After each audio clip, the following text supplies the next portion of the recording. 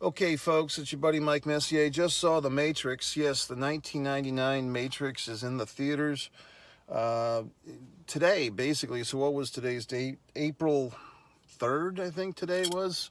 Wednesday, 2024. This movie's 25 years old, so it's a special re release, 25th anniversary. And I made a point to go see it, and I was not the only one. The theater had a nice crowd tonight. I mean, a nice, comparatively, about 9 people. And you might be saying, well, like, gee whiz, Mike, that's nothing. But on a Wednesday at 6:30 p.m. In this particular town, that's actually pretty good. I go to a lot of movies. A lot of times, there's my only person in the theater is me. But should you see this movie? Should you not? If you haven't seen The Matrix by now, what are you waiting for? Very exciting. Uh, so it's a good movie. I mean, seeing this movie is kind of like checking in with an old friend. I'm not one of these people that has certain movies that I watch repeatedly.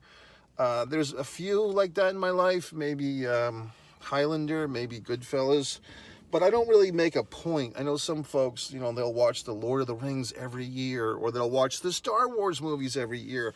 I don't do that. If the movie happens to get re-released, a special event like this that I want to see, I'll go see it, and I did. So what do I? Well, first of all, I went into this thing. The Matrix is kind of one of those pop culture phenomenons that people kind of retool. The blue pill, red pill routine has been kind of culturally appropriated by different agendas. People want to use that for their own things, and I don't know. I mean, it's nice to see the actual source material, because you hear the blue pill, red pill, different people use that metaphor for different things.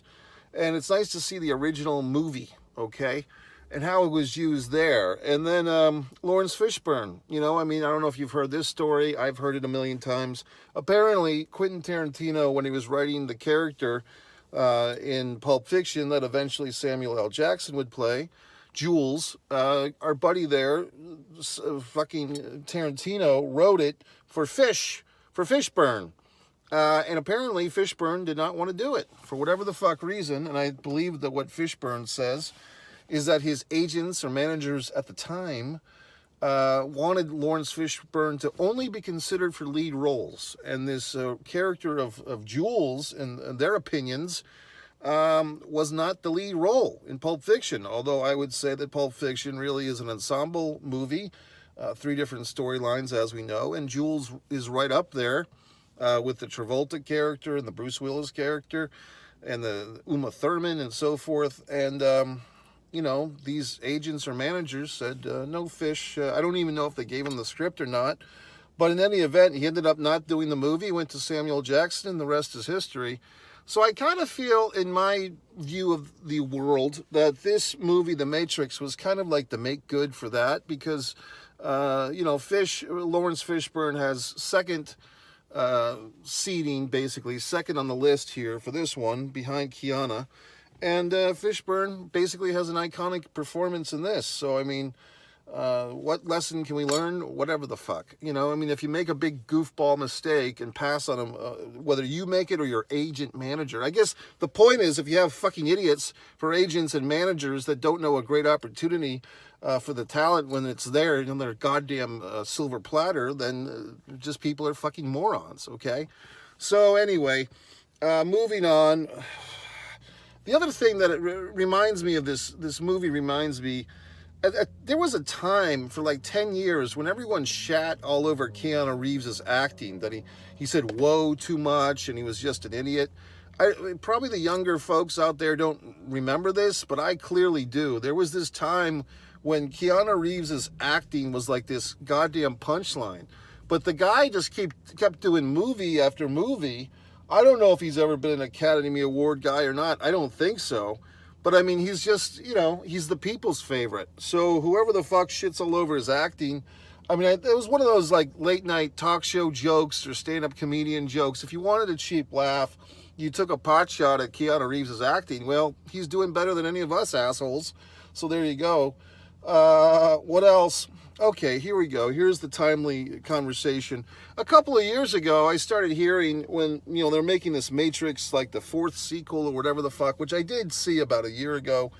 The two individuals, originally they were brothers, now they're sisters. Wachowski, I believe is the name. Basically, they were two men who had transgender operations as adults, I think deep into adulthood after they had the first Matrix and several other films, because if you see on the credits, I was kind of expecting them for this re-release to change the credits, but at the end of the movie, it's listed as Wachowski brothers. Now they're the Wachowski sisters. Both people have transitioned into women, and they now go by, when they do, I don't even know if they work together as much anymore, but they go by the Wachowski sisters. And one of those folks, fine sisters, said that the whole Matrix movie was a giant metaphor for what they were going through as, at the time, young men longing to live as women, and that the Matrix was this giant metaphor for that. So I heard that a couple of years ago, and I watched an interview with one of the sisters who explained further, and it was quite interesting. So I'm like, well, shit.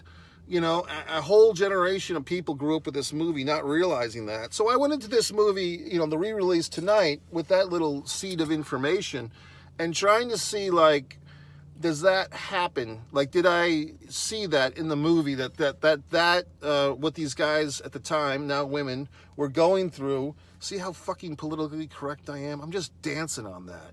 So I see it in a little bit, because basically the metaphor goes as far as this far for me. Basically, you're living in one pattern or one system, i.e. as a male, and you really feel like something's wrong, something is incorrect with the whole setup, meaning for these Wachowskis, they wanted to be female, which is, but once you choose that, you have to go through all this big bullshit, like people shooting you and your fucking martial arts and Carrie Moss and all this stuff, where I think the metaphor doesn't hold up so much for the general audience is that this movie is kind of like a haiku or a poem or a dream where you can kind of put your own shit into it. So anybody could say, hey, I was born in Iowa, but I really wanted to be in California, and I saw The Matrix, and it inspired me to do all this crazy shit.